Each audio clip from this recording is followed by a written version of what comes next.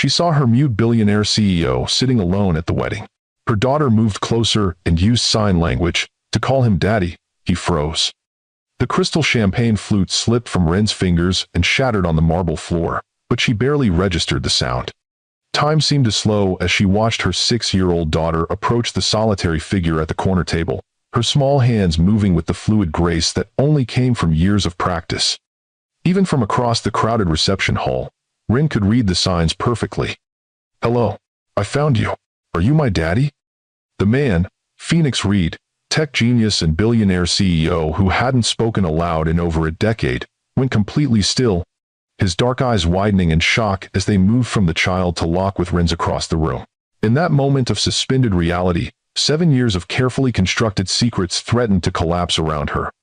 "Mabel, no," Ren called out, already pushing through the crowd of wedding guests, heart pounding against her ribs. But it was too late. Phoenix's hands, the same hands that had once moved so expressively when they told each other everything without speaking a word, now raised slowly to respond to her daughter. "Who are you?" he signed, his movements precise despite his obvious confusion. Mabel smiled that bright, innocent smile that never failed to melt Ren's heart. "I'm Mabel Hayes. I'm 6. You look just like the man in Mommy's special box." By the time Ren reached them, she could see the color draining from Phoenix's face as understanding began to dawn. His fingers trembled slightly as they formed the next question, one that would change all their lives forever. "And who was your mommy?" Have you ever experienced a moment when your carefully hidden past suddenly crashes into your present with no warning? What would you do if the secret you've been keeping for years was suddenly exposed in the most public, unexpected way? This is the story of Ren Hayes, a sign language interpreter whose quiet life with her daughter is upended when the child recognizes the father she's never met, a man who never knew she existed. If you've ever wondered how a single moment can change everything, like this video and subscribe for more stories about life-changing revelations and the secrets we keep. 7 hours earlier, Ren had stood in front of her bedroom mirror, critically assessing her appearance with the harsh judgment she reserved only for herself. The emerald green dress, a splurge she had justified as an investment piece, hugged her curves in a way that was elegant rather than showy. Her honey brown hair was swept into a simple updo, a few loose tendrils softening the effect. At 34, she looked good. Not spectacular, not like the glamorous crowd that would fill her cousin Eliza's wedding, but presentable, respectable. "Mommy, are you a princess?" Mabel's voice came from the doorway, filled with the kind of pure admiration only a child could offer. Ren turned to find her daughter already dressed in her flower girl outfit, a cream-colored dress with a sage green sash that complemented Ren's own attire. "No, sweetheart. But you certainly look like one. Aunt Eliza is the princess today," Mabel declared confidently, twirling to make her skirt flare out. "That's why she gets the big white dress and the fancy party." "That's right." Ren knelt to adjust the small flower crown nestled in Mabel's dark curls, curls that were identical to her father's, though Mabel had no way of knowing that. "And you, my love, are the most important flower girl in the whole world."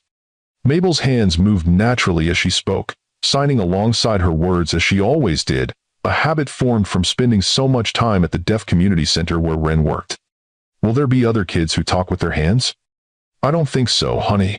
But remember, you can always talk with your voice when people don't understand your signs."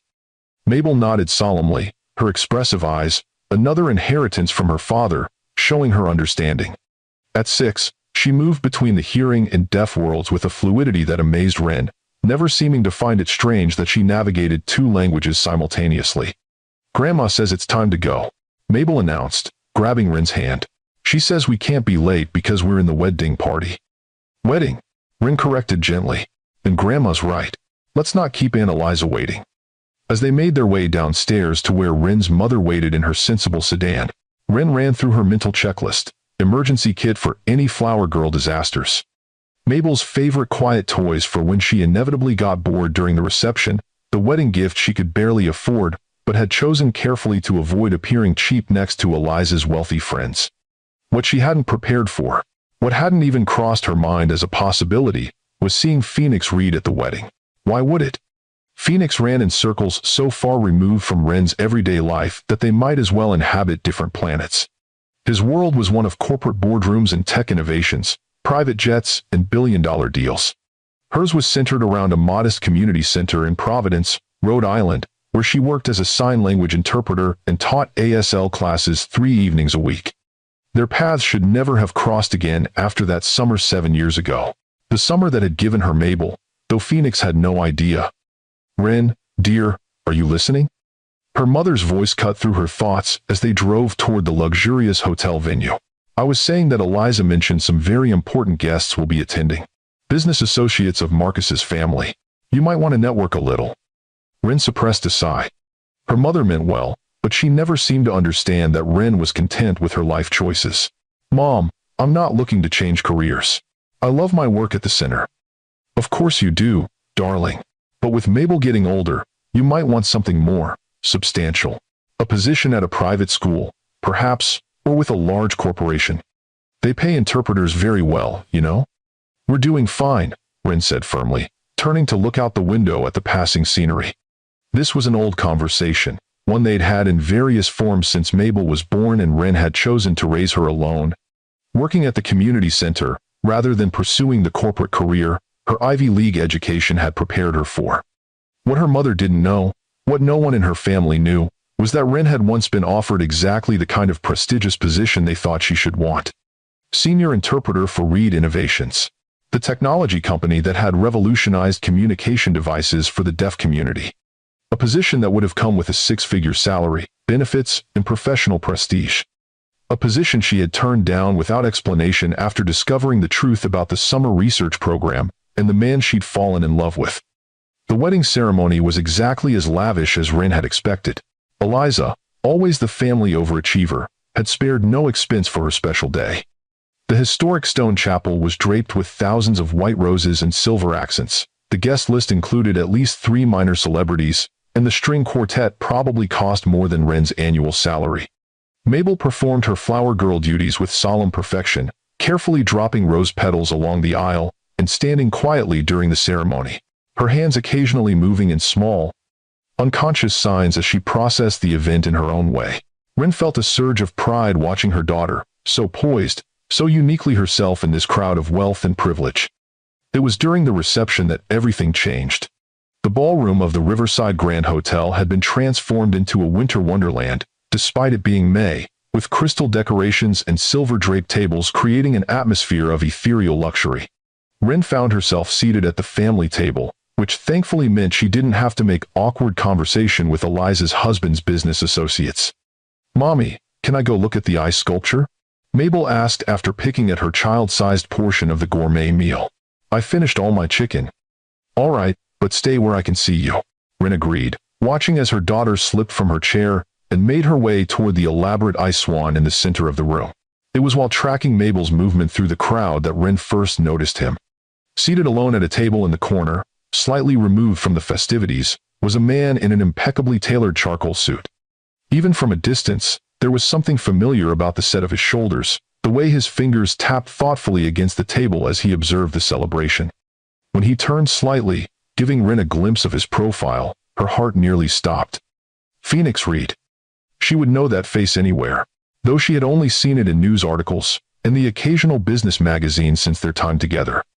His features had matured over the years, the boyish genius now a man of 36, with subtle lines around his eyes and threads of silver at his temples that only enhanced his striking appearance.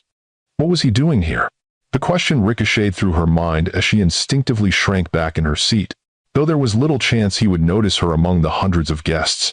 Phoenix Reed didn't attend social functions. It was one of the many things that made him a figure of fascination in the business world.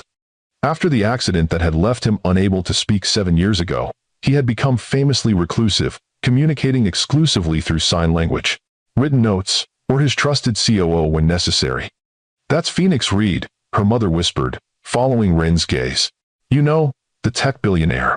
Apparently, he's some sort of cousin to Marcus's business partner. I had no idea he would be here. He never attends these sorts of events." "Yes, I know who he is," Ren managed, her mouth suddenly dry. Of course she knew who he was. She had spent 3 life-changing months with him before discovering his identity, before realizing that what she had thought was genuine connection had been, from his perspective, just part of a research project. The memory of that discovery still had the power to hurt, even 7 years later. With rising panic, Rin scanned the room for Mabel, suddenly desperate to keep her daughter away from that corner of the ballroom. But Mabel was nowhere near the ice sculpture where she was supposed to be. In fact, she wasn't visible anywhere in Rin's line of sight. "Mom, do you see Mabel?" she asked, standing to get a better view. Her mother frowned, also looking around. She was by the dessert table a moment ago. Perhaps she went to the restroom. But even as her mother spoke, Rin spotted her daughter's cream-colored dress, moving directly toward Phoenix Reed's table. "Oh no," she breathed, already pushing her chair back. "No, no, no. Rin, what's wrong?" Her mother called after her. But Rin was already moving, weaving between tables with growing urgency. She was too late. By the time she had navigated halfway across the ballroom, Mabel had reached Phoenix's table. Rin watched in horrified slow motion as her daughter raised her hands and began to sign to the man who had no idea he was her father. The crystal champagne flute slipped from Rin's fingers and shattered on the marble floor, but she barely registered the sound. Time seemed to slow as she watched her 6-year-old daughter approach the solitary figure at the corner table, her small hands moving with the fluid grace that only came from years of practice. Even from across the crowded reception hall, Rin could read the signs perfectly. "Hello, I found you. Are you my daddy?" The man, Phoenix Reed, tech genius and billionaire CEO who hadn't spoken aloud in over a decade, went completely still, his dark eyes widening in shock as they moved from the child to lock with Rin's across the room. In that moment of suspended reality, 7 years of carefully constructed secrets threatened to collapse around her. "Mabel, no," Rin called out, already pushing through the crowd of wedding guests, heart pounding against her ribs. But it was too late. Phoenix's hands, the same hands that had once moved so expressively when they told each other everything without speaking a word, now raised slowly to respond to her daughter. "Who are you?" he signed, his movements precise despite his obvious confusion. Mabel smiled that bright, innocent smile that never failed to melt Rin's heart. "I'm Mabel Hayes. I'm 6. You look just like the man in Mommy's special box." By the time Rin reached them, she could see the color draining from Phoenix's face as understanding began to dawn. His fingers trembled slightly as they formed the next question, one that would change all their lives forever. "And who is your mommy?" Before Mabel could answer, Rin stepped forward, placing a gentle hand on her daughter's shoulder. "Mabel, sweetie, why don't you go ask Grandma for some cake? I need to talk to this gentleman for a moment." Mabel looked between them, her perceptive eyes registering the tension. "But Mommy, he talks with his hands like us. And he looks like—" "Mabel," Rin interrupted, her voice firmer now. "Please go to Grandma. Now." With obvious reluctance, Mabel nodded and moved away, glancing back several times as she returned to their family table. Only when she was safely with her grandmother did Rin turn to face Phoenix fully. Up close, the changes in him were more apparent. The boyish researcher she had known had been replaced by a man whose bearing spoke of authority and self-possession. Only his eyes remained exactly as she remembered, intense, intelligent, and currently fixed on her with a mixture of shock and dawning realization. His hands moved, forming words that cut straight to the heart of the matter. "Rin Hayes, it's been 7 years. Phoenix," she acknowledged, her own hands shaping his name with the fluidity that came from years of professional use. "I didn't know you would be here." Clearly, his signs were crisp, controlled, but she could read the underlying tension in the tightness of his movements. "That child. She called me." He didn't finish the sentence, his hands pausing in midair. "She made a mistake." Rin signed back quickly. "She's confused you with someone else." But even as her hands formed the denial, she knew it was futile. Phoenix had always been brilliantly perceptive, able to read between the lines of what wasn't being said. And Mabel, with her dark curls and distinctive eyes, was the image of her father. Phoenix reached into his jacket pocket and withdrew a small notepad and pen, his preferred method of communication with those who didn't know sign language. But with Rin, he set them aside, choosing instead to continue their conversation in the language that had once connected them so deeply. 6 years old, he signed, his gaze intense. "Born approximately 9 months after you disappeared from the research program. Dark hair." "My eyes." His hands stilled for a moment before forming the next question. "Is she mine?" The directness was so characteristic of the Phoenix she had known that Rin felt a painful twist of nostalgia. He had never been one to dance around difficult subjects, preferring clarity even when it was uncomfortable. She could lie, claim Mabel was from a subsequent relationship, deny the obvious resemblance, maintain the wall of secrets she built around her daughter's paternity. But standing here, facing the man whose features were so clearly reflected in Mabel's, the lie died before her hands could form it. Yes, she signed, the single word carrying the weight of 7 years of silence. Phoenix's expression transformed, a complex mixture of emotions washing over his features: shock, confusion, hurt, and something that might have been wonder. He started to sign something, then stopped, his hands hovering uncertainly. Around them, the wedding reception continued in a blur of music and laughter, guests oblivious to the life-altering conversation happening in their midst.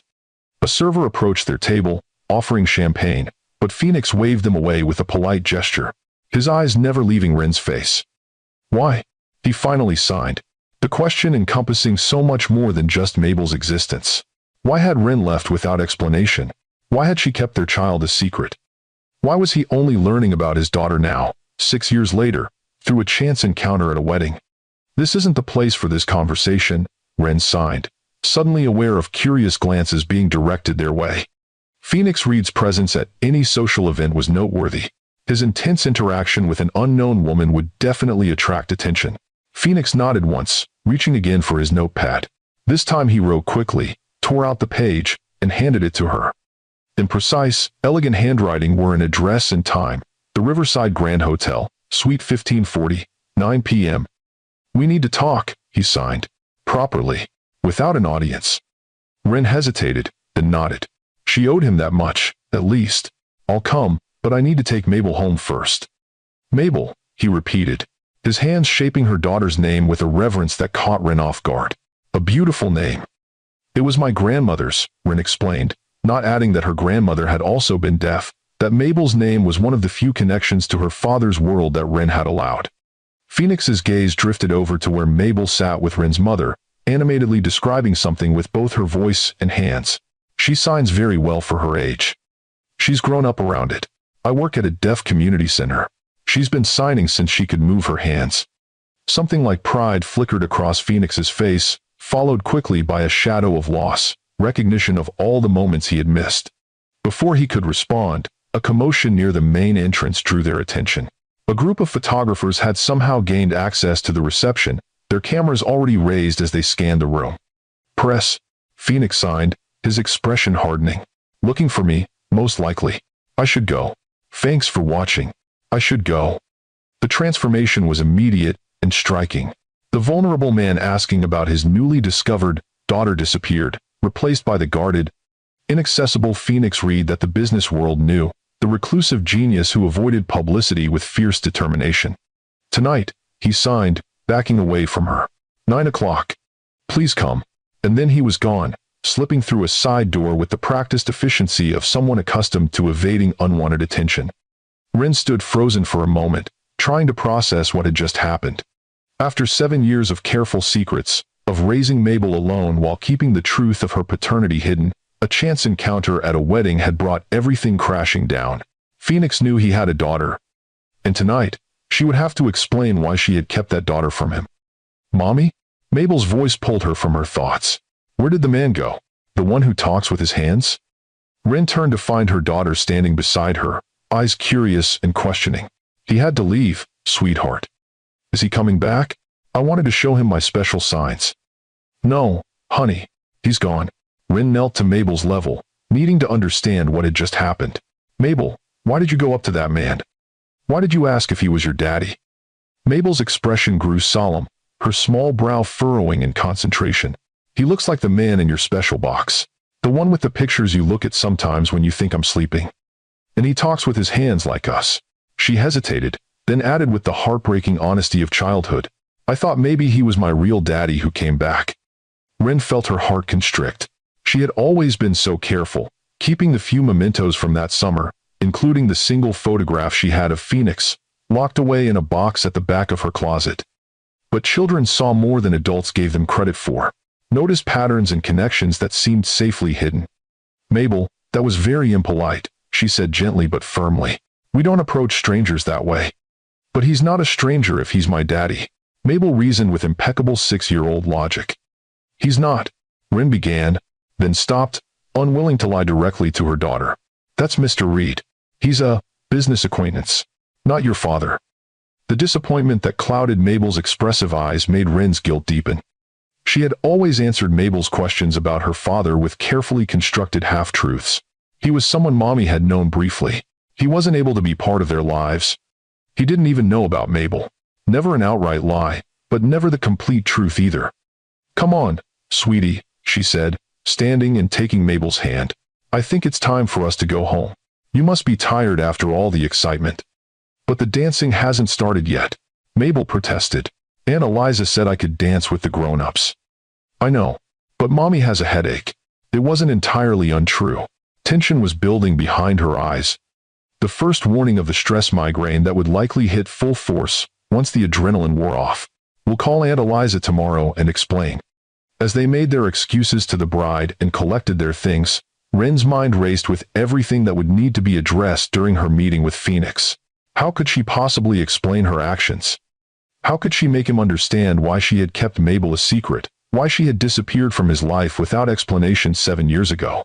The drive back to their modest apartment was tense, with Rin's mother asking repeated questions about their abrupt departure and Mabel unusually quiet in the back seat. Did something happen with Phoenix Reed? Her mother asked when they were almost home. I saw you talking to him. Did he say something inappropriate? No, Mom. Nothing like that. It's complicated. Complicated how? Do you know him? Rin sighed, keeping her eyes on the road. We've met before. A long time ago. And you never mentioned knowing one of the most influential tech innovators of our time? Rin, that's the kind of connection you should be leveraging for your career, not hiding. Mom, please. Not now. Something in her tone must have conveyed the gravity of the situation, because her mother fell silent, glancing back at Mabel with a worried expression.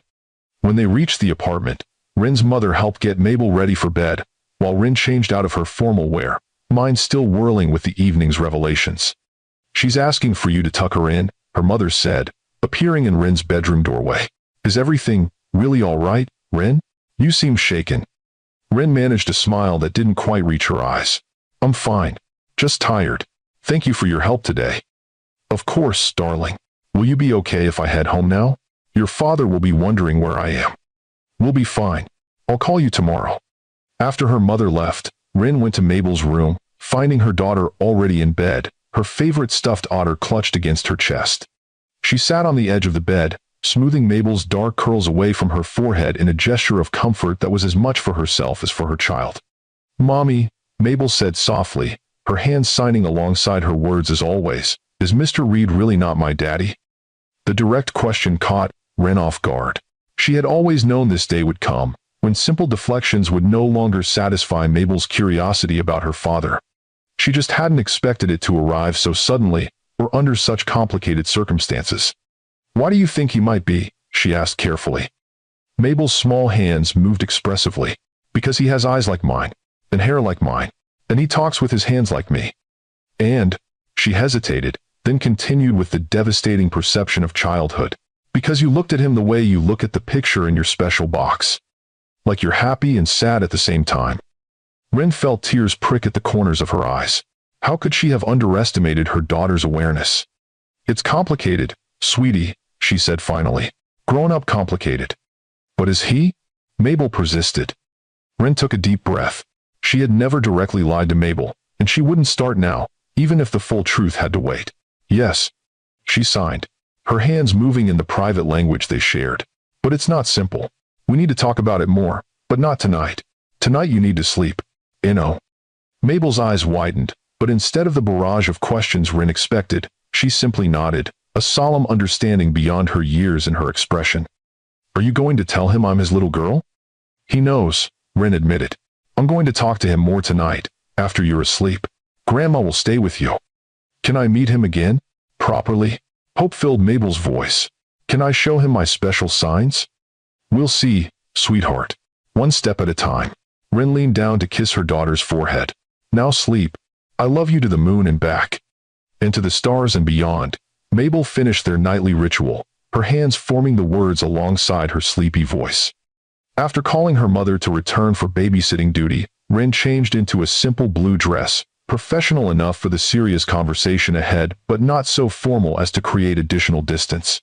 As she prepared to leave, she found herself standing before the special box Mabel had mentioned, hesitating only briefly before opening it. Inside were the few tangible remnants of that transformative summer. A pressed wildflower from their walk in the research center's gardens, a handwritten poem he had given her, a small carved wooden fox he had created during one of their sign language sessions, and the photograph, the only one she possessed of the two of them together, taken by another researcher at a program picnic. They weren't touching in the image, but the connection between them was palpable in the way their bodies angled toward each other, in the light in their eyes as they shared some private joke. That was before she knew who he really was. Before she discovered that the anonymous benefactor she had been assigned to work with was actually Phoenix Reed, the reclusive genius behind Reed Innovations. Before she realized that the research program, and by extension, her role in it, was designed to help his company develop new communication technologies for the deaf community. Before she felt the devastating betrayal of learning that what she had thought was a genuine connection had been, from his perspective, just part of a corporate research agenda. Or so she had believed at the time. Now, 7 years and one daughter later, she was about to face him again, to explain why she had disappeared without a word, why she had kept his child a secret, why she had allowed Mabel to grow up without knowing her father. The drive back to the Riverside Grand Hotel felt both too long and too short. Part of her wanted to turn around, to grab Mabel and disappear again, to protect the life they had built together from the disruption Phoenix's presence would inevitably bring. But she knew that was no longer an option. Phoenix had seen Mabel. He knew he had a daughter, and he deserved to know why Ren had kept that daughter from him. The hotel lobby was quieter now, the wedding reception winding down as the evening progressed. Ren made her way to the elevators, her heart pounding faster with each floor the numbers climbed. Suite 1540 would be at the top level, she realized, the luxury accommodations reserved for the hotel's most prestigious guests. When she finally stood before the door, she took a deep breath to steady herself before knocking. The sound seemed unnaturally loud in the hushed hallway. The door opened almost immediately, revealing Phoenix in more casual attire than at the wedding, dark slacks and a simple white shirt with the sleeves rolled up to expose his forearms. Without the formal suit, he looked more like the man she remembered from that summer, the researcher whose identity had been kept anonymous, whose brilliant mind and expressive hands had captured her heart before she knew who he really was. "You came," he signed, relief evident in his expression. "I wasn't sure you would." "I said I would," Ren replied, her hands moving automatically in the language that had once connected them so deeply. "I owe you that much." He stepped aside to let her enter, and Ren found herself in a suite that was larger than her entire apartment, with floor-to-ceiling windows offering a panoramic view of the city lights below. A laptop sat open on a desk in the corner, surrounded by scattered papers covered in diagrams and notes, evidence that Phoenix had been working before her arrival. "Would you like something to drink?" he offered, gesturing toward a small bar area. "Water? Wine?" "Water is fine," she answered, remaining standing even as he motioned toward the comfortable seating area. Some part of her felt that staying on her feet would help maintain the emotional distance she desperately needed. Phoenix poured 2 glasses of water, his movements precise and efficient. When he handed one to her, their fingers brushed briefly, and Ren felt an unwelcome jolt of awareness at the contact. 7 years had done nothing to diminish the physical reaction she had always had to his presence. "She's beautiful," Phoenix signed after setting his own glass down, his hands forming the words with obvious emotion. "Mabel, our daughter." The simple acknowledgement, "our daughter," hit Ren with unexpected force. For 6 years, Mabel had been hers alone. Seeing Phoenix claim parenthood so easily, so naturally, brought home the magnitude of what she had kept from him. "Yes, she is," Ren agreed, her hands moving less fluidly than usual as emotion threatened her composure. "She's brilliant, kind, perceptive beyond her years. She signs exceptionally well for her age. She's grown up with it. It's as natural to her as speaking." Phoenix nodded, then gestured again toward the seating area. "Please, sit. This conversation will be easier if we're both comfortable." 1. Reluctantly, Ren perched on the edge of an armchair, while Phoenix took a seat on the sofa opposite her. For a moment, neither of them signed anything, the weight of 7 years of silence hanging between them. "Why?" Phoenix finally asked, the question simple but loaded with meaning. "Why did you leave?" Why did you keep her from me? Rin set her water glass down, needing both hands free for what would be a complicated explanation. I discovered the truth, she signed, her movements sharper than intended. About who you really were. About the research program. About why I had been assigned to work with you. Confusion crossed his features. What truth? That you were Phoenix Reed. That the anonymous benefactor I'd been working with was actually the CEO of Reed Innovations. That the whole summer program was just R&D for your company's new communication devices. Understanding dawned in his eyes, followed quickly by dismay. Is that what you thought? That it was all just corporate research? Wasn't it? The bitterness she had thought long buried rose to the surface. I saw the contract. Phoenix. The one that outlined how all interactions with the subject would be documented and analyzed for product development. Phoenix's expression transformed, shock giving way to genuine distress. No, that's not. Rin, the research program was legitimate. Yes, Reed Innovations funded it, but it wasn't what you're thinking. I saw the documents, she insisted. After Dr. Winters let your name slip, I went looking.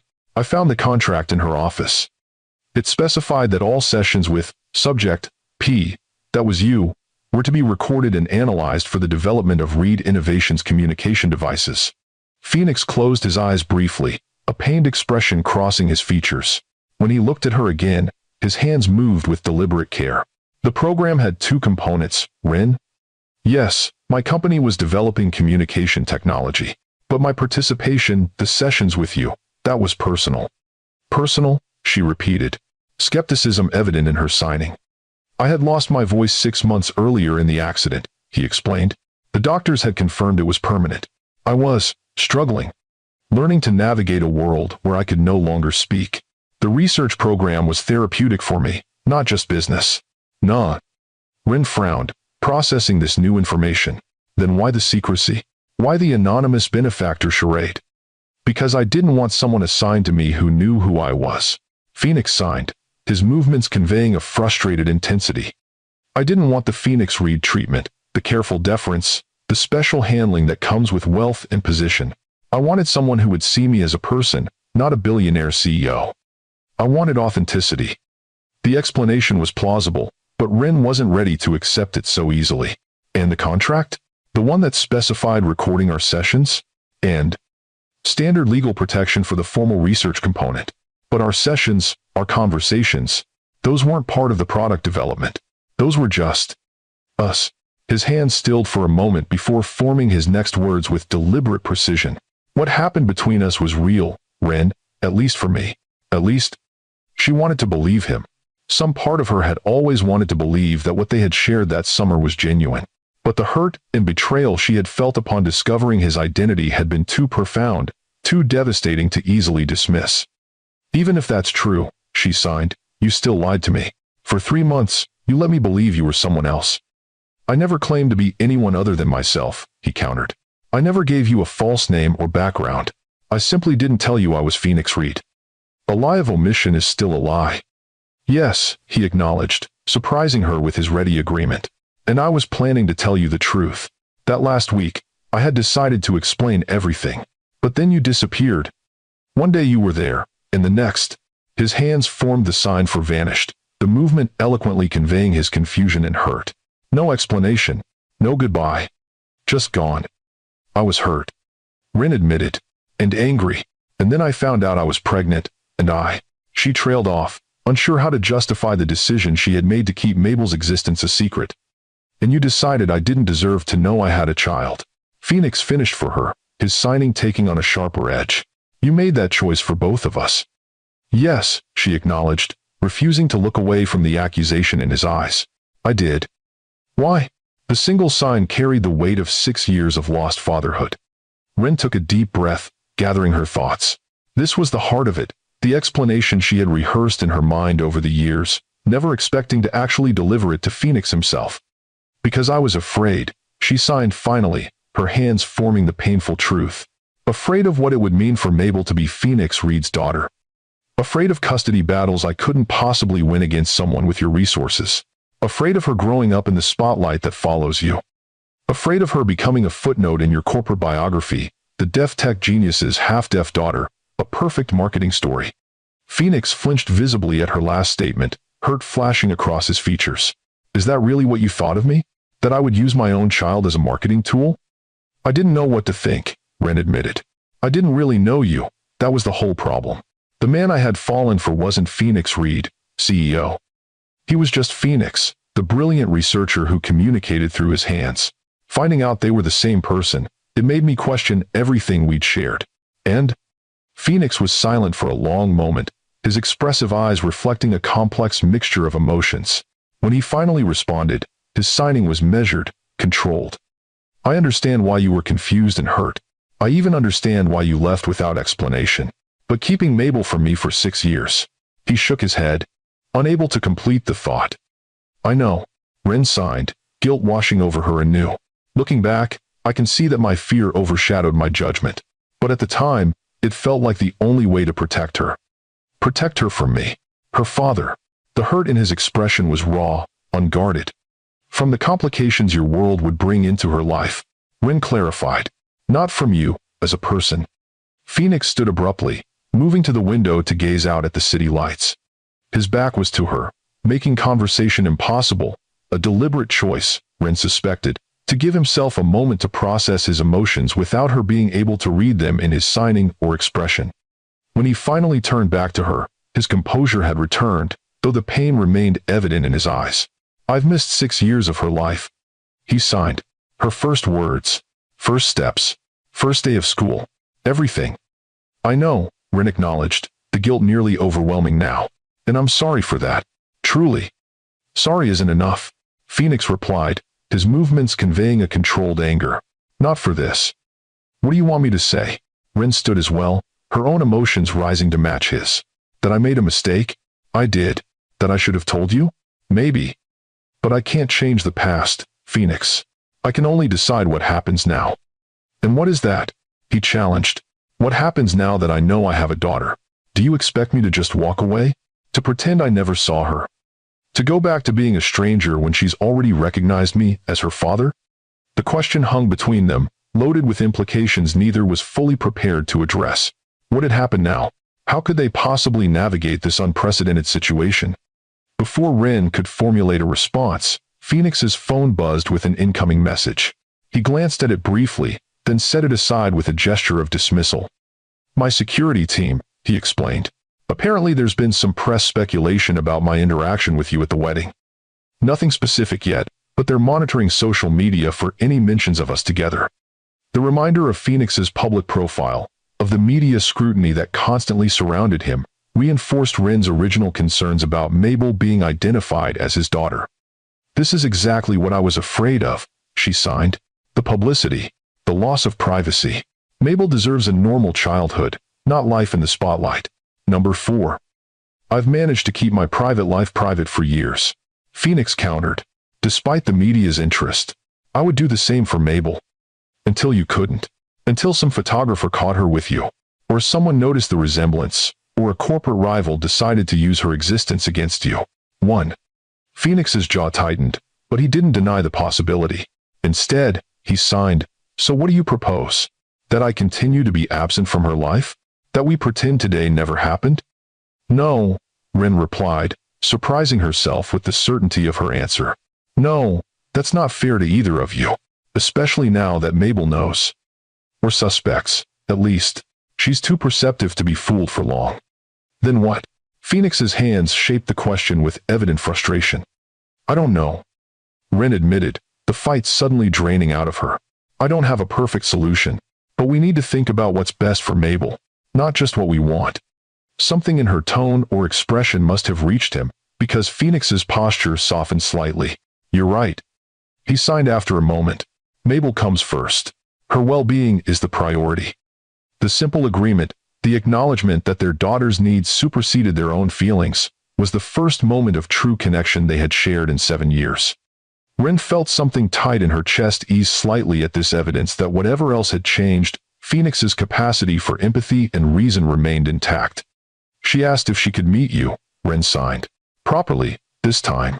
She wants to show you her special signs, unique signs she's created for things that matter to her. A smile touched Phoenix's lips, tender and achingly genuine. I'd like that. Very much. We would need to be careful, Ren cautioned. Take it slowly. She's only 6, and finding out about you is going to be a significant adjustment for her.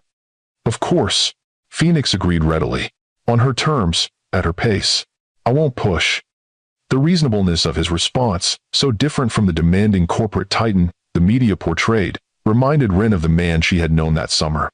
The brilliant but gentle soul whose hands had spoken to her heart as clearly as his mind had engaged her intellect. Tomorrow, she decided, you could come to our apartment. It's not fancy, but it's home. Mabel would be more comfortable there, in familiar surroundings. Thank you, Phoenix signed, genuine gratitude evident in his expression. What time? 11? She's usually at her best in the morning. 11 is perfect. He hesitated, then added, should I bring anything? A gift? Ren considered this. Nothing extravagant. She cautioned. She doesn't need to associate you with lavish presents. But perhaps a book? She loves anything about marine animals or space. Phoenix nodded, clearly filing this information away. I understand. Something thoughtful but not overwhelming. Another silence fell between them, but this one was less tense than before, a pause of mutual consideration rather than emotional standoff. Ren found herself studying Phoenix's face, noting the subtle changes 7 years had brought. Fine lines around his eyes that appeared when he smiled, a certain gravity to his expression that hadn't been there before, the hints of silver at his temples that somehow enhanced rather than diminished his striking appearance. I should go, she signed finally. My mother is watching Mabel, and it's getting late. Phoenix nodded, moving toward the door. I'll walk you out. As they reached the threshold, he paused, his hands forming one last question. Did you ever think about contacting me? After you found out about the pregnancy? The honesty of the moment demanded an equally honest answer. Yes, Ren admitted. Many times. Especially when she was born. When I first held her and saw your eyes looking back at me. Why didn't you? Because by then, I had convinced myself that it was better for her. That keeping her out of your world was the right choice. She paused, then added with painful honesty. And because I was still hurt, still angry about what I thought was a betrayal of trust. Phoenix absorbed this, his expression somber. And now? Now, Ren hesitated, then finished with simple truth. Now I think I may have been wrong. About some of it, at least. It wasn't forgiveness, not yet. But it was acknowledgement of her own mistakes. Of the possibility that what they had shared that summer had been real after all. Of the need to move forward for Mabel's sake if nothing else. Tomorrow then, Phoenix signed. 11 o'clock. Tomorrow, Ren agreed, stepping into the hallway. Good night, Phoenix. As she made her way back to the elevator, Ren felt as though she had stepped from one life into another, as if the careful existence she had constructed for herself and Mabel had been fundamentally altered by this single evening. Tomorrow, her daughter would meet her father properly for the first time. Tomorrow, the secret she had guarded for 6 years would fully unravel. Tomorrow, everything would change. Have you ever kept a secret that grew too heavy to bear?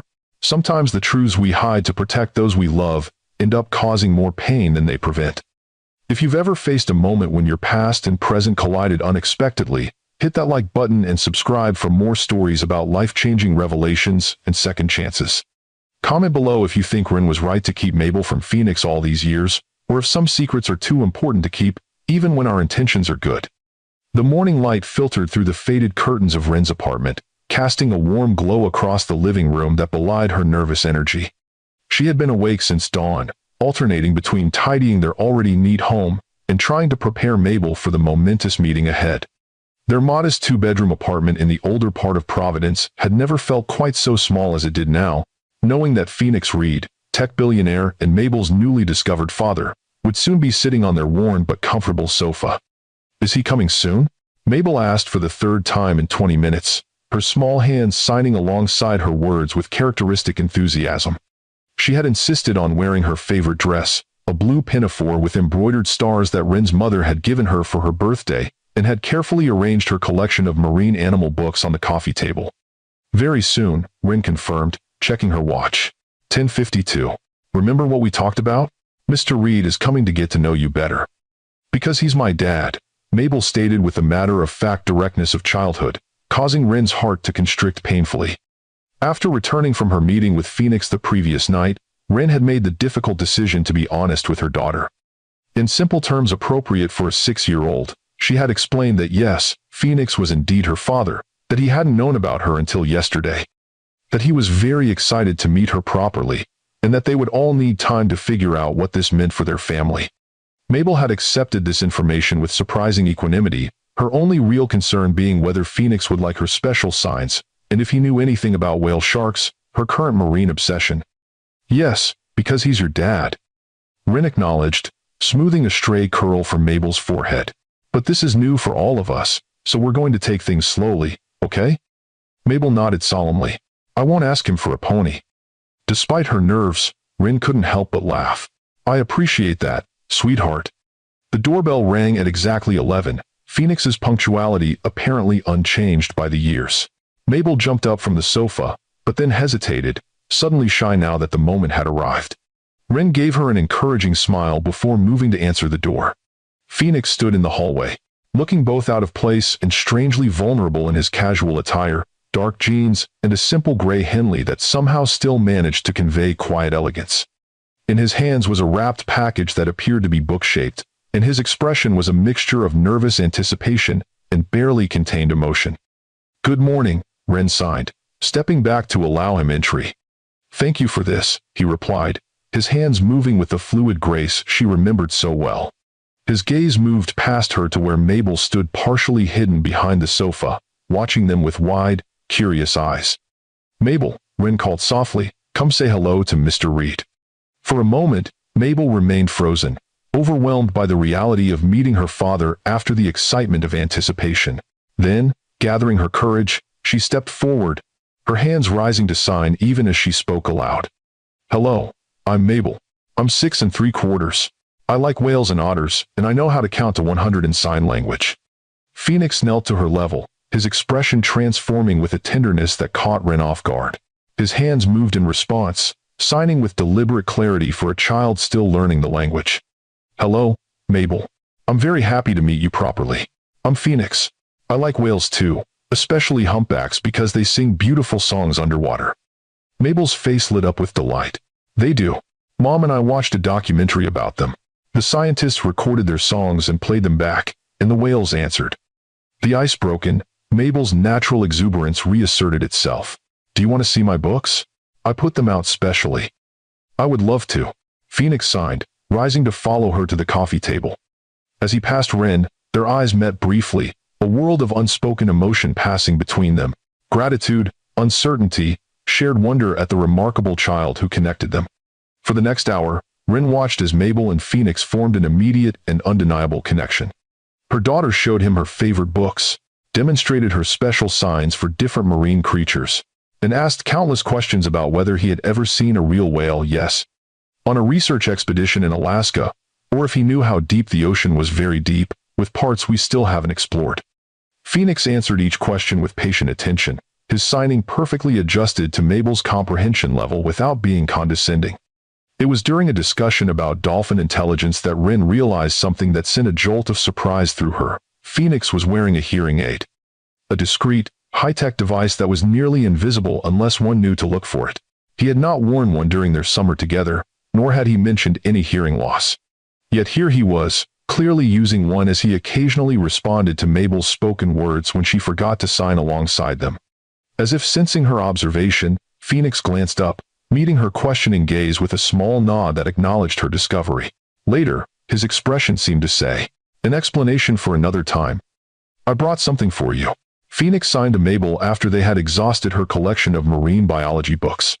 He reached for the wrapped package he had set aside earlier, presenting it to her with a slightly nervous smile. I hope you like it.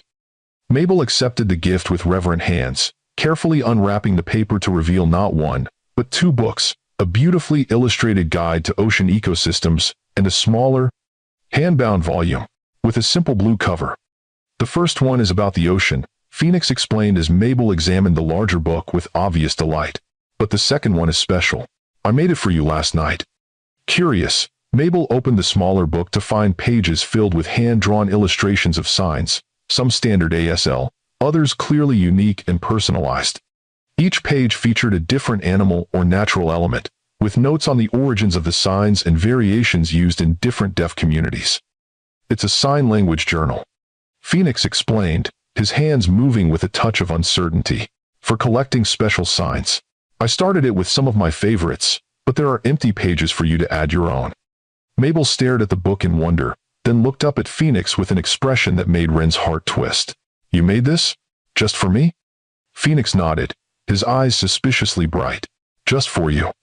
Without warning, Mabel launched herself forward, wrapping her arms around Phoenix in a spontaneous hug that clearly caught him by surprise.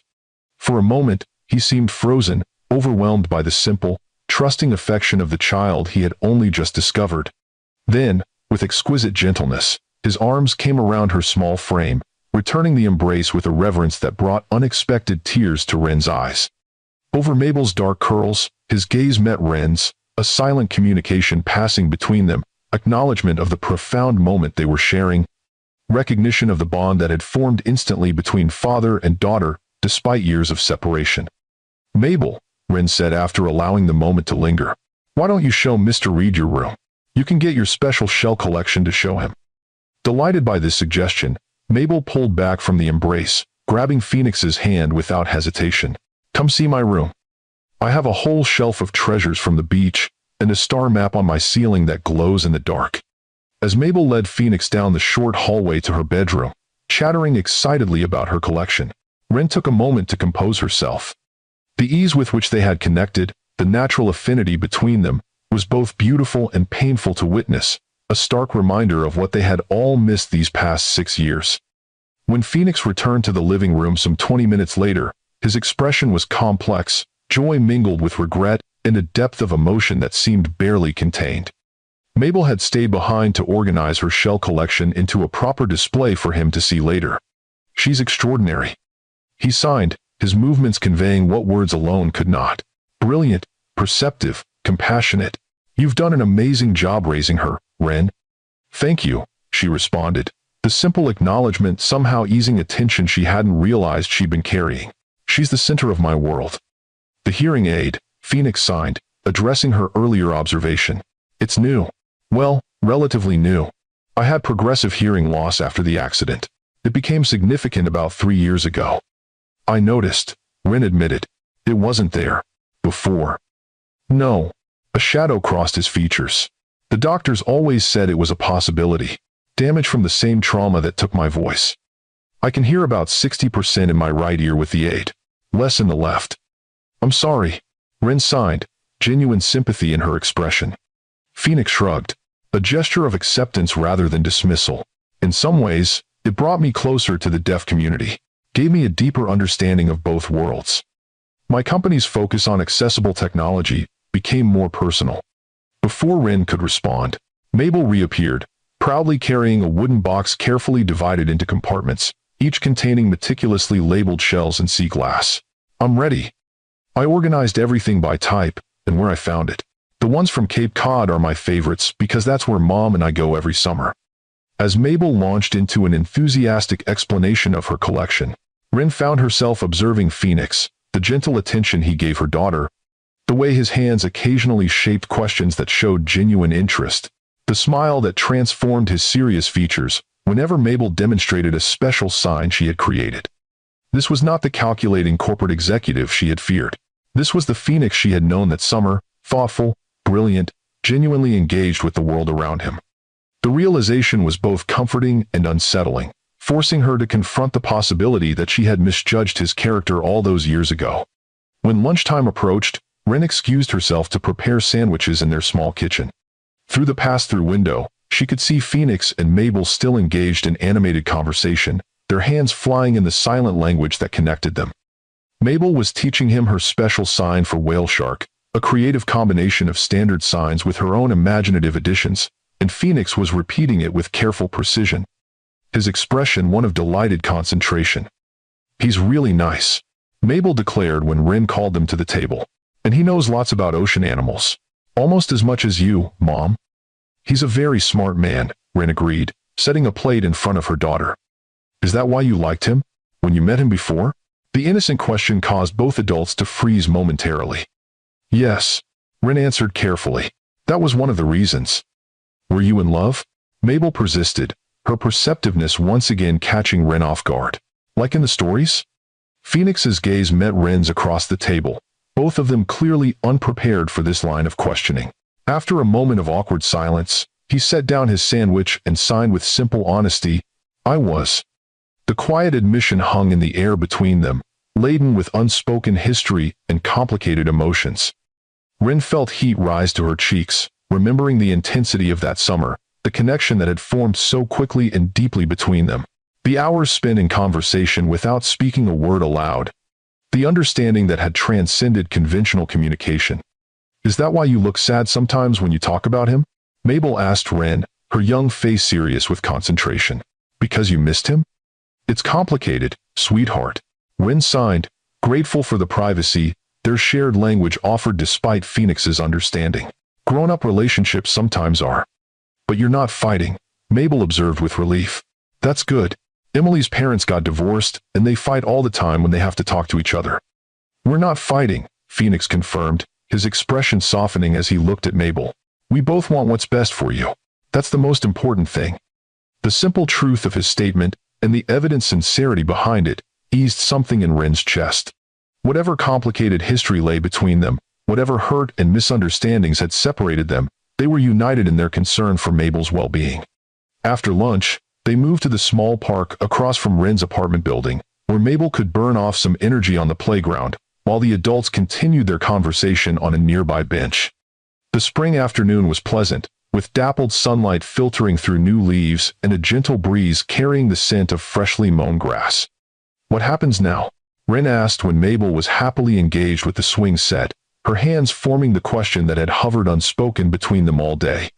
Phoenix's expression grew serious, his signing measured and thoughtful. "I want to be part of her life, as much as possible, in whatever way works best for her." "And logistically? Your life is in New York. Your company, your responsibilities." "I can work from anywhere much of the time," he replied. "And Providence is only a train ride away. I could come weekends, perhaps a weekday evening for dinner sometimes. To start with, at least." The qualifier at the end caught Ren's attention. "To start with?" Phoenix hesitated, then signed with careful precision. "Eventually, we would need to consider more formal arrangements. Legal recognition of paternity. Perhaps shared custody of some kind. But not right away. I understand this needs to happen gradually, on Mabel's timeline." The reasonable nature of his proposal, the lack of demands or legal threats she had once feared, both reassured and surprised Ren. "You're being very measured about this." "I've had a night to process the initial shock," Phoenix signed, a hint of wry humor in his expression. "And I've spent years making strategic decisions. I know that demanding too much too quickly would be counterproductive for everyone, especially Mabel." "In the publicity aspect?" Ren asked, voicing her greatest concern. The media attention that would come if Phoenix Reed suddenly revealed he had a 6-year-old daughter. "We can be discreet, at least initially. I've managed to keep most of my private life out of the press despite public interest. My security team is experienced in maintaining privacy." He paused, studying her face. "But eventually, yes, there would likely be some attention. We would need to prepare Mabel for that possibility." The thought still made Ren's stomach clench with anxiety, but she recognized the truth in his words. If Phoenix was to be part of Mabel's life in any meaningful way, some degree of public scrutiny was probably inevitable. "One step at a time," she signed finally. "We'll need to be careful, thoughtful about how we proceed." "Agreed." Phoenix's gaze shifted to Mabel, who was now showing another child how to pump her legs to swing higher. She seemed so well-adjusted, confident, happy. "She is," Ren confirmed, following his gaze with maternal pride. "She has her moments, like any child, but overall she's remarkably resilient, adaptable." "Has she ever struggled with questions about her father, I mean?" The question held a vulnerability that caught Ren off guard, genuine concern rather than accusation. "Sometimes," she admitted, "more recently, as she's gotten old enough to notice other family structures. She's asked why she doesn't have a dad like some of her friends do." "Nah." "What did you tell her?" "That families come in all different forms. That some children have a mom and dad, some have 2 moms or 2 dads, some are raised by grandparents or other relatives. That our family was special because it was just the 2 of us, but that didn't make it any less a family." Phoenix nodded slowly, absorbing this. And about me specifically?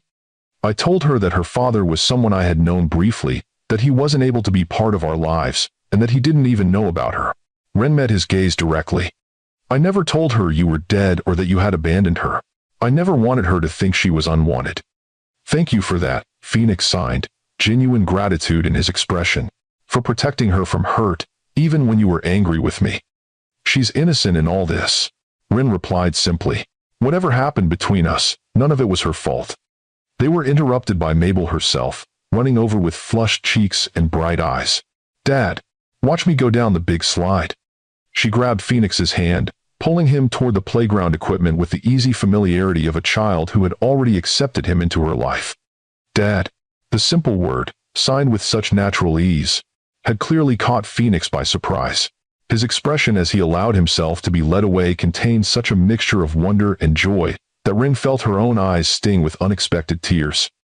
She had feared this moment for 6 years, the inevitable complication of Phoenix Reed entering their carefully constructed world.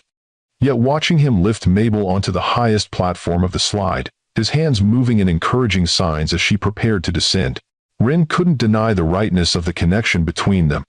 Whatever mistakes had been made, whatever misunderstandings had separated them, Mabel deserved to know her father, and Phoenix, it seemed, deserved the chance to know his remarkable daughter. The rest of the afternoon passed in a blur of playground adventures, ice cream from a vendor's cart, and more questions from Mabel about everything from Phoenix's favorite color blue, like the deepest part of the ocean, to whether he had any pets, a rescue cat named Algorithm who liked to sleep on his keyboard. By the time they returned to the apartment, Mabel was showing signs of fatigue from the excitement, though she protested when Rin suggested a rest. But Dad just got here. She signed, the designation now firmly established in her mind. I still have more things to show him. I'll come back, Phoenix promised, kneeling to her level. Soon, and we can talk on video calls too, if your mom says it's okay. Every day?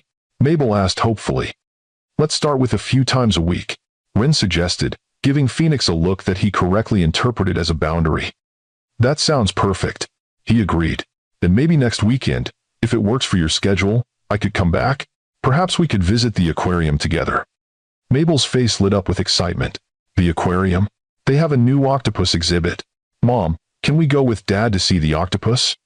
The casual way she grouped them together, Mom, Dad, herself, as a family unit, sent a complicated flutter through Ren's chest. We'll see, sweetheart. But now it's time to say goodbye for today. Mr. Reed, Dad, has a train to catch. After several more promises about video calls and future visits, Mabel finally allowed Phoenix to leave, though not without extracting a solemn, pinky swear accompanied by her own invented sign for the gesture, that he would read the same bedtime story as her over video that night. I'll walk you out, Ren offered when Mabel reluctantly went to her room to choose which book they would read together later. In the hallway outside her apartment, away from Mabel's perceptive gaze, Ren found herself suddenly awkward, unsure how to conclude what had been an emotionally intense day. She likes you, she signed, stating the obvious because she didn't know what else to say. She's amazing, Phoenix replied, his hands moving with evident emotion. Everything about her is. I don't have the signs to express it adequately. I know, Ren agreed, a small smile touching her lips. I feel that way about her every day. Phoenix hesitated, then signed with careful precision. Thank you, Ren, for today, for being willing to let me into her life despite everything. She deserves to know you, Ren acknowledged, and you deserve to know her. Whatever happened between us, that much is clear. A complicated expression crossed Phoenix's features, gratitude mingled with something deeper, more personal. For a moment, Ren thought he might reach for her, might try to bridge the careful distance she had maintained throughout the day. Instead, he simply nodded, respecting the boundaries she had established. I'll call tonight at 7:30 for the bedtime story, he signed, and I'll have my assistant send over the contact information for my security team, just as a precaution, in case any media interest develops. And the reminder of his public profile, of the gulf between their worlds, brought Ren back to reality. Of course, that would be prudent. End quote. Goodbye, Ren, and thank you again. As she watched him walk toward the elevator, his tall frame somehow both powerful and solitary in the narrow hallway, Ren felt the weight of the day's revelations settle over her. Phoenix Reed was now part of their lives, not just as a distant biological connection, but as an active presence, a father eager to know his daughter. Everything had changed in the space of 24 hours, and yet something about it felt strangely right, as if pieces long out of alignment had finally clicked into place. The following weeks brought a new rhythm to Ren and Mabel's previously predictable life. True to his word, Phoenix called via video chats several evenings a week, reading bedtime stories with Mabel, listening to her adventures at school, and teaching her new signs he thought she might enjoy. On weekends, he traveled to Providence, spending Saturday or Sunday, sometimes, both engaged in activities that ranged from visits to the aquarium to quiet afternoons in the park. What surprised Ren most was the care Phoenix took to respect their existing routines and boundaries. He never arrived without texting first, never stayed later than the agreed-upon time, never brought extravagant gifts that might create uncomfortable disparities between Mabel's everyday life and her time with him. The one exception was a child-sized tablet equipped with special software for learning and creating new signs, a gift that was educational rather than merely indulgent, and one that Ren couldn't reasonably object to given its obvious value for Mabel's development. Most surprising of all was how naturally Mabel adapted to this new arrangement. She accepted Phoenix into her life with the uncomplicated openness of childhood, neither dwelling on his previous absence, nor seeming troubled by the sudden change in her family structure. To her, it was simple. He was her dad, he was now part of her life, and that was that. You know, she never stops talking about him. Ren's mother commented one afternoon while visiting. It's Dad showed me this, and Dad knows about that. One would think he'd been here all along. Children are resilient, Ren replied, though privately she sometimes marveled at how quickly and completely the bond between father and daughter had formed. And Phoenix is good with her, patient, attentive. Her mother gave her a shrewd look. And what about you? How are you handling all this? Ren busied herself with the teacups, avoiding her mother's perceptive gaze. I'm fine. It's an adjustment, of course, but seeing Mabel so happy, that's what matters. And there's nothing else going on? Between you and Mr. Reed? Mom, Ren protested, feeling heat rise to her cheeks.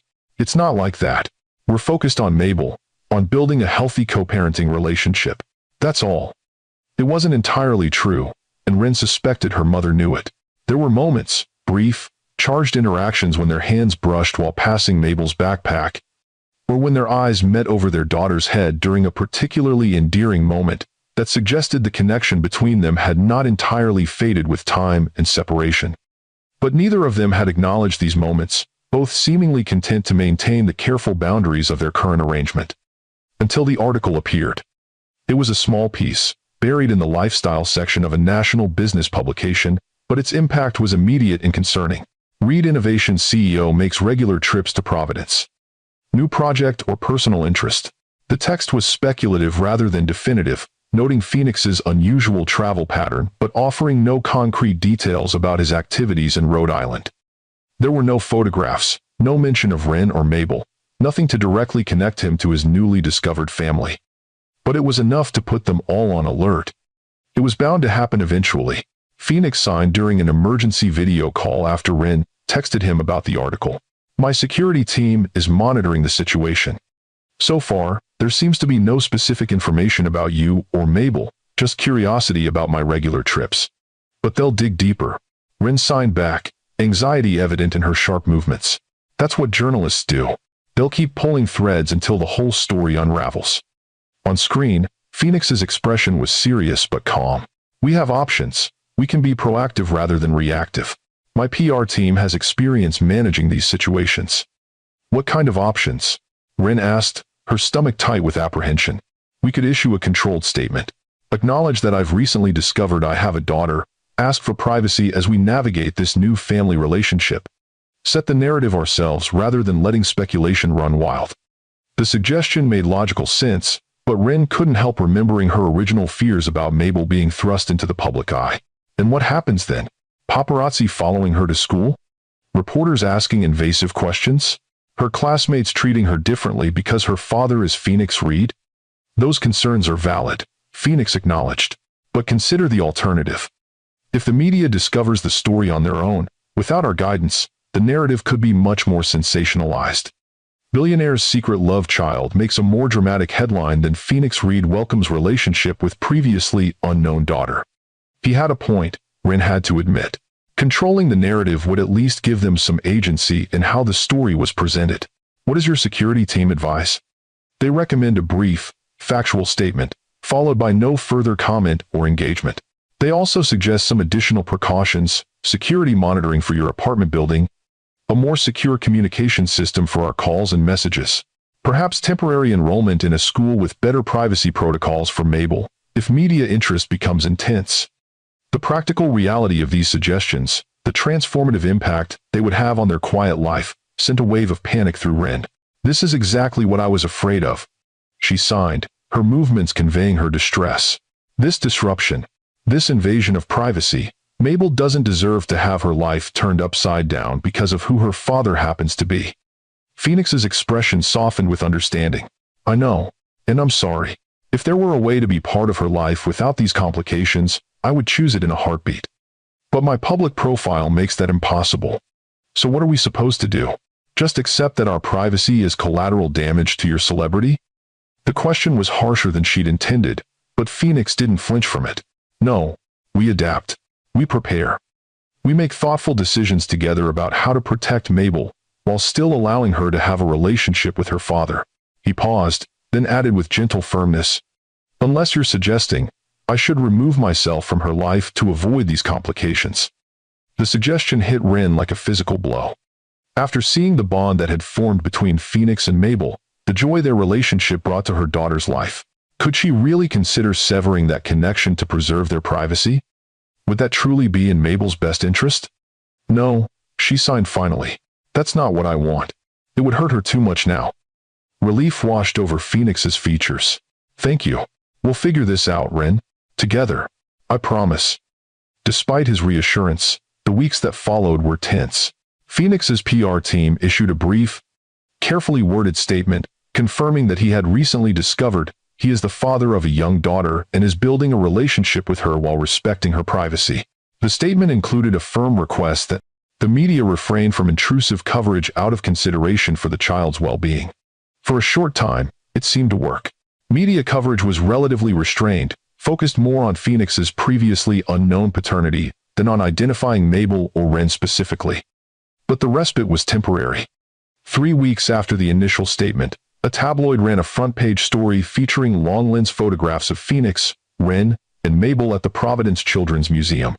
The headline, Reed's Secret Family Revealed, was accompanied by speculation about their relationship and invasive details about Ren's career and background. The impact was immediate and disruptive. Reporters appeared outside Ren's apartment building and the community center where she worked. Mabel's school called to report photographers attempting to take pictures during recess. Ren's social media accounts were flooded with message requests from journalists seeking comments or interviews.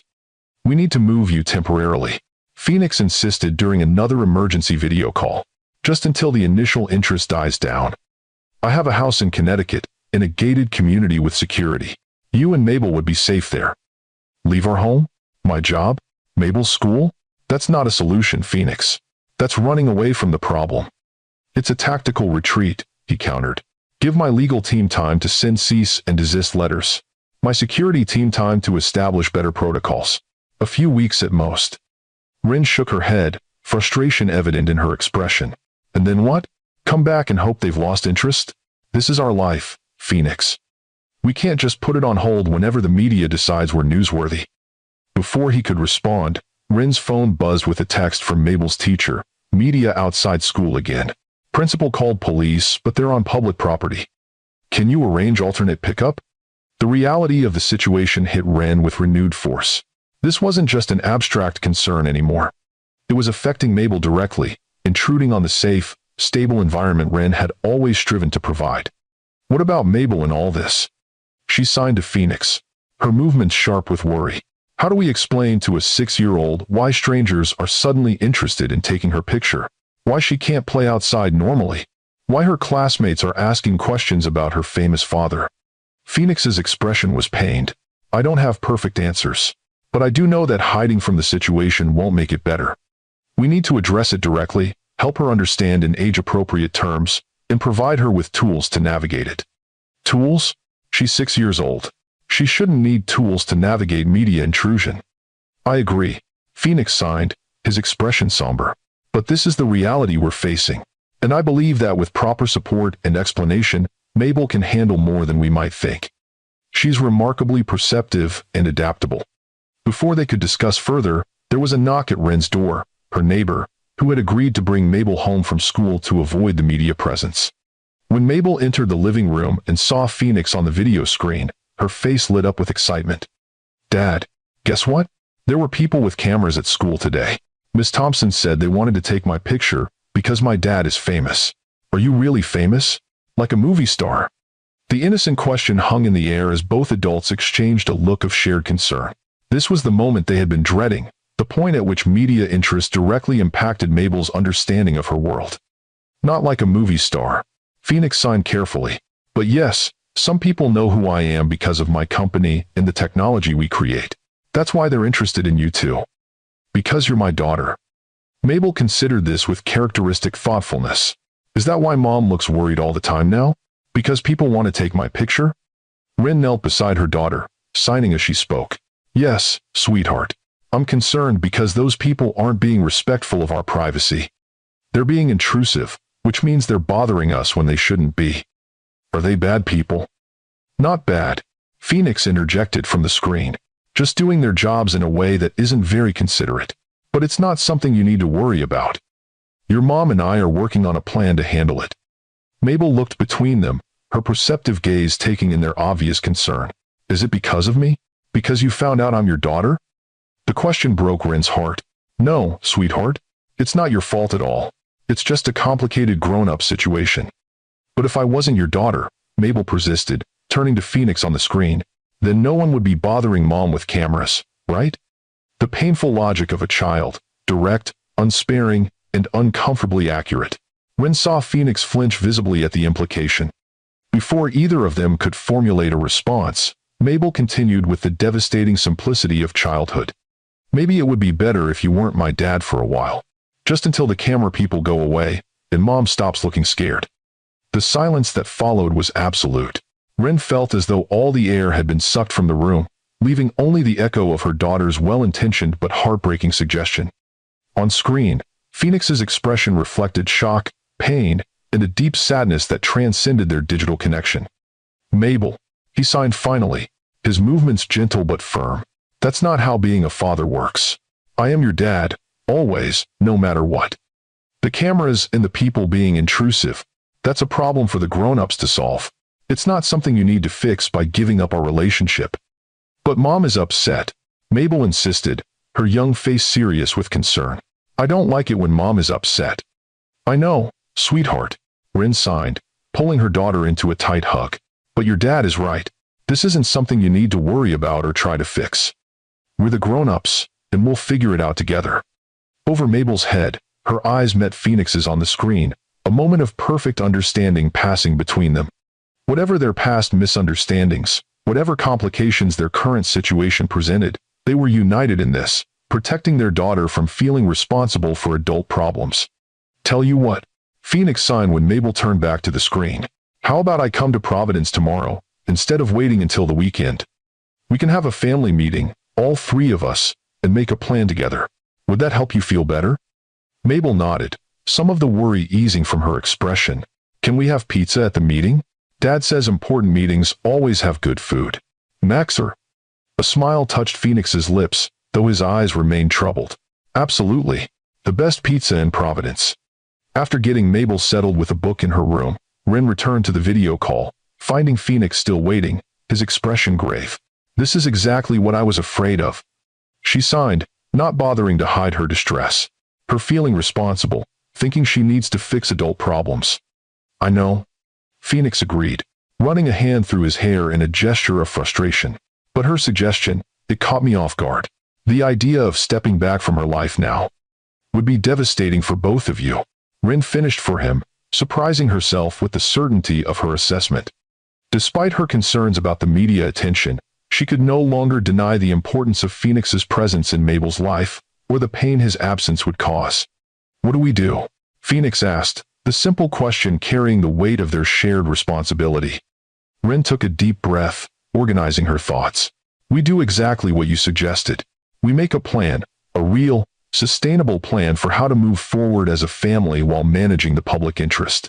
Not hiding, not running away, but not allowing it to disrupt Mabel's sense of security either. Together, Phoenix signed, the single word both a question and a promise. Together, Rin confirmed.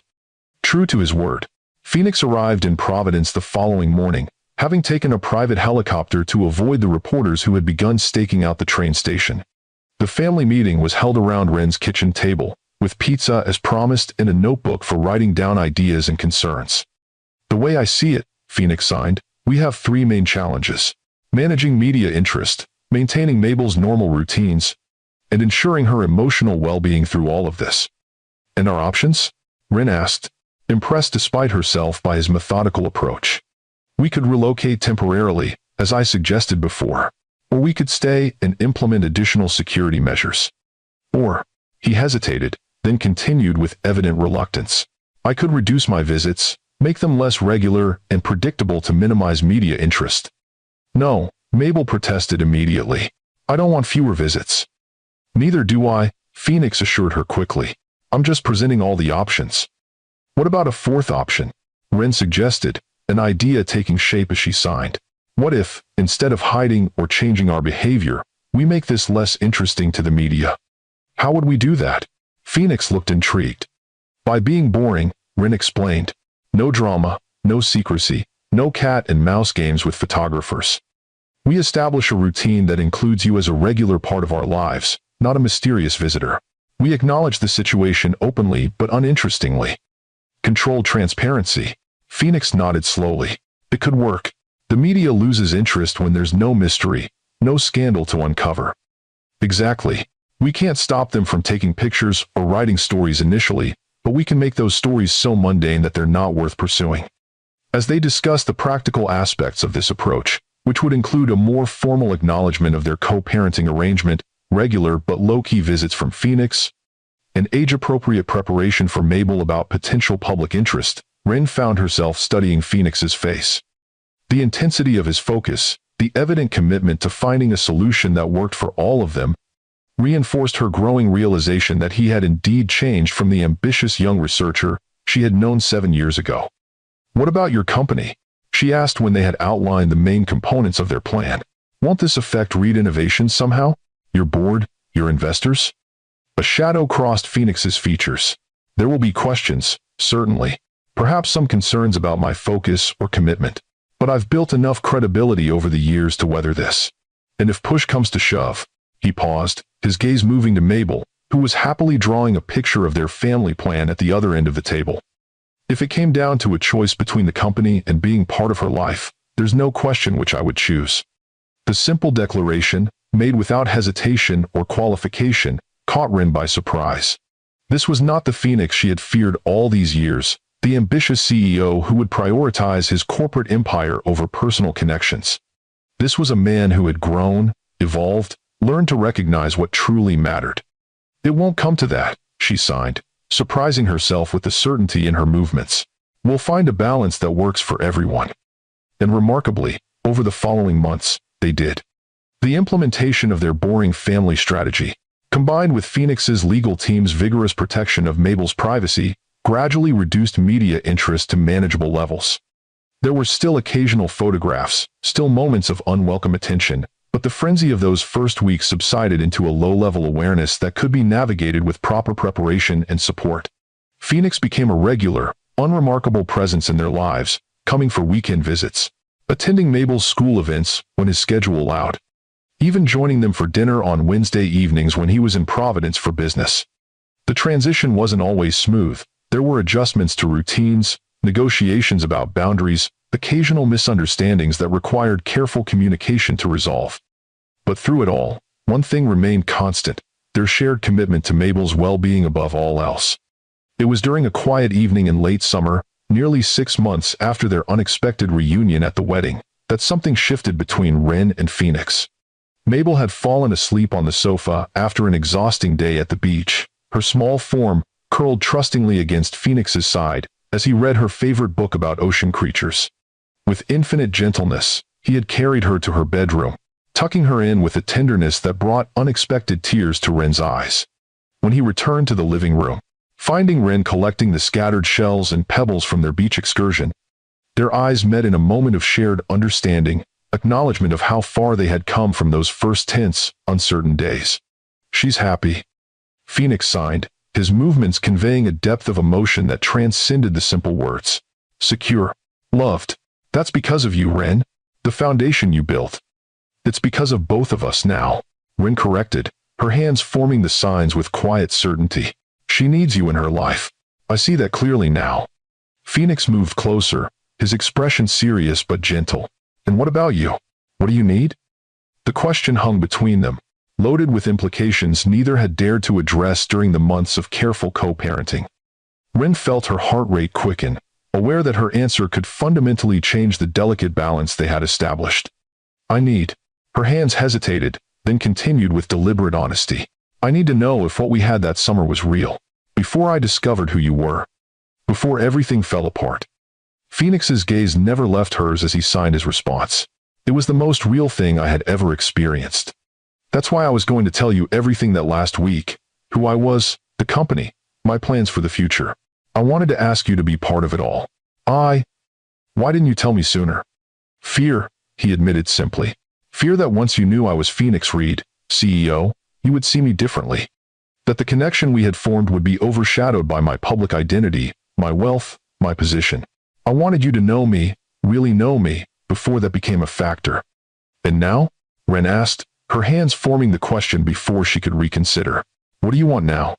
Phoenix stepped closer, close enough that she could see the subtle flecks of amber in his dark eyes, could feel the warmth radiating from his tall frame. "I want what I've always wanted," he sighed, his movements intimate in the quiet living room. "A chance to build something real with you, not just as Mabel's parents, but as us, Ren and Phoenix." "It would be complicated," she sighed, though her expression belied the caution in her words. "Our history, our different worlds, the public scrutiny." "Yes," he agreed, a smile touching his lips. "Complicated, challenging, worth it." The last two words hung between them, a question and an answer simultaneously. With deliberate slowness, Phoenix raised his hand to her face, his fingers gentle against her cheek in a touch that asked permission as much as it expressed tenderness. Ren leaned into the contact, her eyes closing briefly at the rush of emotion the simple gesture evoked. When she looked at him again, her hands moved in a response that required no translation, no interpretation. Worth it. His kiss, when it came, felt like both a homecoming and a new beginning, acknowledgement of their complicated past and promise of a future they would build together. His hands framed her face with exquisite gentleness, while hers came to rest against his chest, feeling the strong, steady beat of his heart beneath her palms. When they finally drew apart, Phoenix's hands moved in the signs that had always been their most intimate form of communication, the language that had connected them even when words failed. "I never stopped loving you," he signed. "The movement simple but profound. Even when I thought I'd lost you forever. I tried to stop loving you." Ren admitted, her own hands equally honest in the privacy of their shared language. "For Mabel's sake. For my own protection. But I never quite succeeded." Their second kiss was deeper, a ceiling of promises unspoken but understood. When Phoenix's phone buzzed with a message from his driver waiting outside, they reluctantly separated, both aware that this new dimension to their relationship would need to develop at its own pace, with careful consideration for Mabel's adjustment. "I should go," Phoenix signed, though his expression made it clear that leaving was the last thing he wanted to do. "We have time now. No need to rush." Ren nodded, appreciating his restraint. "One step at a time. For all of us." At the door, he paused, his hands forming one last question. "Would you and Mabel consider visiting New York next weekend? I'd like to show you both my home. Introduce Mabel to Algorithm." A smile touched his lips as he added, "The cat has claimed my home office as her domain. She sleeps on my keyboard during video calls." "I think we'd like that," Ren signed, returning his smile. "Mabel has been curious about where you live." "And you?" His gaze was warm, affectionate. "Are you curious too?" "About many things," she admitted. "Your home is just one of them." His smile widened at her response. "Until next weekend, then." As Ren watched him walk toward the elevator, his tall frame moving with the quiet confidence that had always been part of his presence, she felt a sense of completion she hadn't experienced in 7 years. The circle that had been broken with her abrupt departure that summer had somehow, against all odds, begun to mend itself, not returning to what it had been, but reforming into something new, something stronger for having been tested by time and misunderstanding. In Mabel's room, she paused to watch her daughter sleeping peacefully, dark curls spread across the pillow, one small hand curled around the sign language journal Phoenix had made for her. Their daughter, the unexpected gift that had emerged from a summer of connection and subsequent years of separation. The child who had recognized her father, across a crowded reception hall, whose innocent actions had set in motion a reconciliation neither adult could have foreseen.